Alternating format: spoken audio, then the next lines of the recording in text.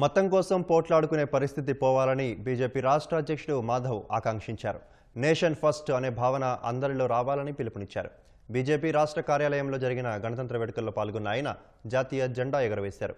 తాను నడిచే మార్గమే సరైందనే భావన మారాలని, అన్ని మతాల కలయికే మన దేశమని చెప్పారు. ప్రధాని మోదీ నాయకత్వంలో ఆత్మనిర్భర్ భారత్ వైపు అడుగులు పడుతున్నాయని, 2047 నాటికి వికసిత్ భారత్గా దేశం అభివృద్ధి చెందుతుందని మాధవ్ ధీమా వ్యక్తం చేశారు. ఇన్ని ఏళ్లు గడిచినా ఇప్పటికీ కూడా దేవుడు పేరు మీద కొట్టుకునే ఒక పరిస్థితి ఏదైతుందో ఈ దేశంలో పోవాలి.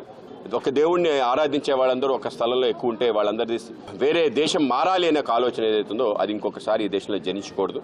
ఎవరు ఏ ఇష్టం ఉన్నా ఆ ఇష్టం ప్రకారం వాళ్ళకున్న ముందుకెళ్లే విధంగా ఒక వ్యవస్థ నిర్మాణం కావాలి.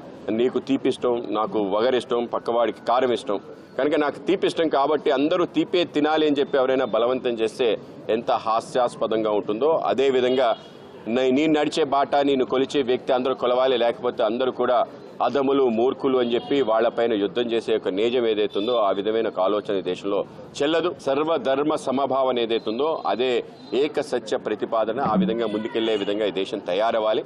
ఇక ధర్మం పైన మనం కొట్టుకునే పరిస్థితి, మతం పైన మనం కొట్టుకునే పరిస్థితి, నా మతం గొప్ప అనే ఆలోచన, దీనిపైన అనేక రకాల చర్చలు జరగాల్సిన అవసరం లేదు. ఈ దేశంలో అన్ని ధర్మాల్ని, అన్ని మతాల్ని ఒకేలా చూసే ఒక సంస్కృతి ఉంది, అదే భారతీయ సంస్కృతి.